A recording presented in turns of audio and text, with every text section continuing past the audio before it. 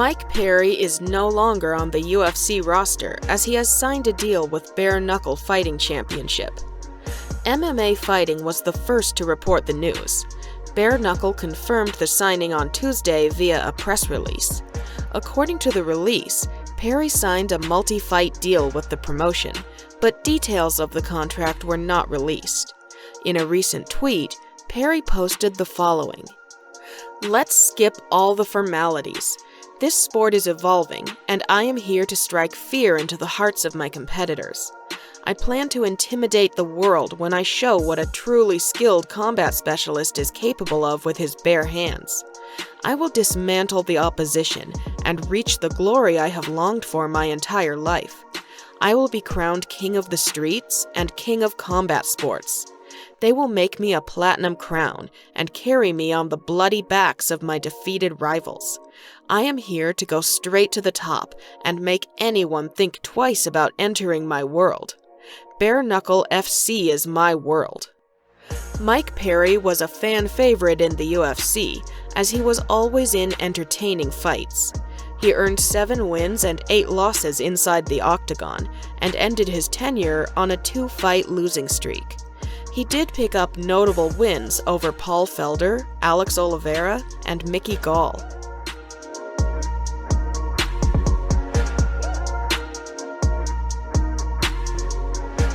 Former UFC fighter Jason Miller was charged with 2 felonies after allegedly breaking a man's ribs in a bar fight that occurred last month.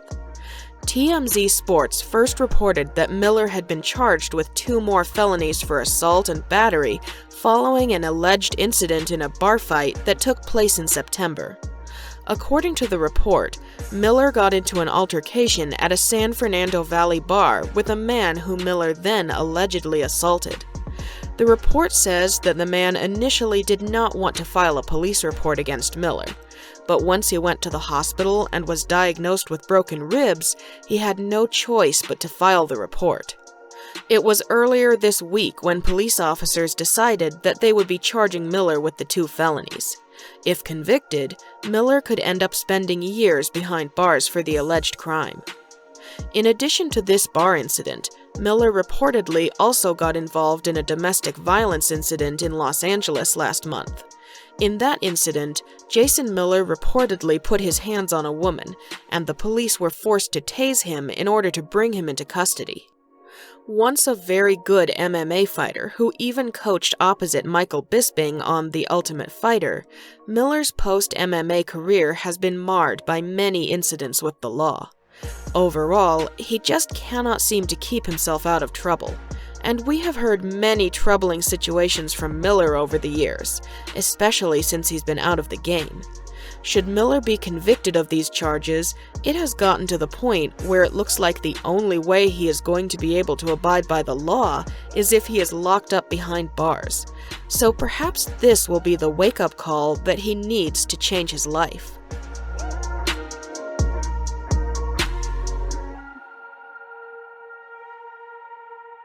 Former UFC lightweight champ Khabib praised Islam Makhachev ahead of UFC 267, saying he's top 10 in pound for pound right now.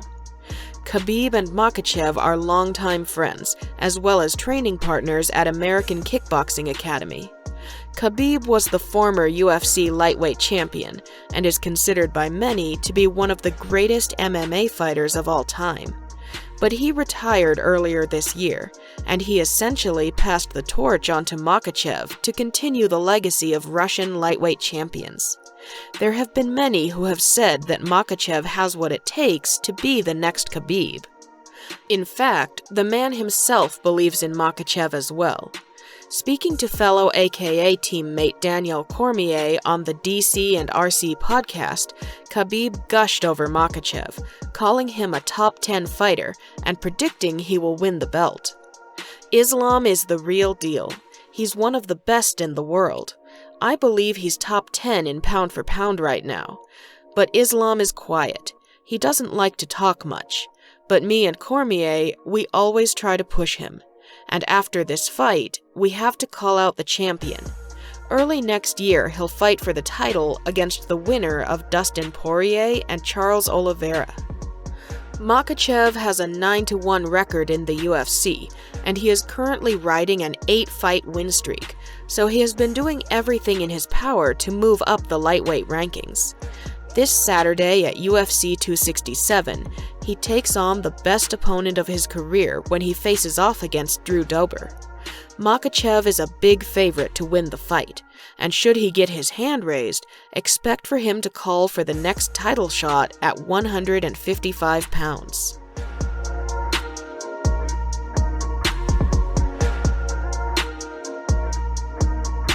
Aljamain Sterling is happy he decided to have neck surgery, despite it meaning he couldn't defend his bantamweight title at UFC 267.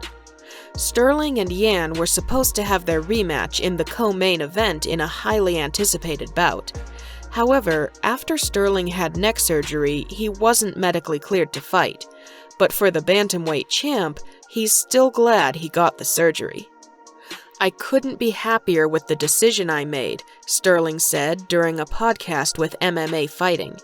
"To wake up, sleep, stand, and walk, and not have constant radiating pain down my neck, it's life-changing.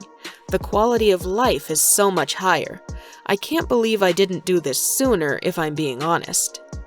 With Sterling now nearly 100%, he says the plan is to fight the winner of the interim title fight between Peter Yan and Corey Sandhagen sometime early next year. Sterling also wants to be as active as possible next year. "I think January, February, March at the latest. I really don't want to do anything later than that. I'm getting older, and I want to capitalize on my youth. I would love to try to get 3 title fights in a year. That means I would have to win the next one, and then try to win 3 within a calendar year, which is a big feat, but I think if I can keep my body healthy, which now that I had this procedure taken care of, I can potentially do that. 'Cause when I was younger, I never really got injured. I got these injuries throughout my career as a fighter, and I just kind of prolonged them, just kind of ignored them, not doing the right thing and making sure they're taken care of before I get to the fight. I would just try to tough it out. That's the wrestler's mentality. Eventually, you run your body into the ground. So I'm doing the right things now so that I can keep the longevity and continue to compete for as long as I can and at the best optimal level I can.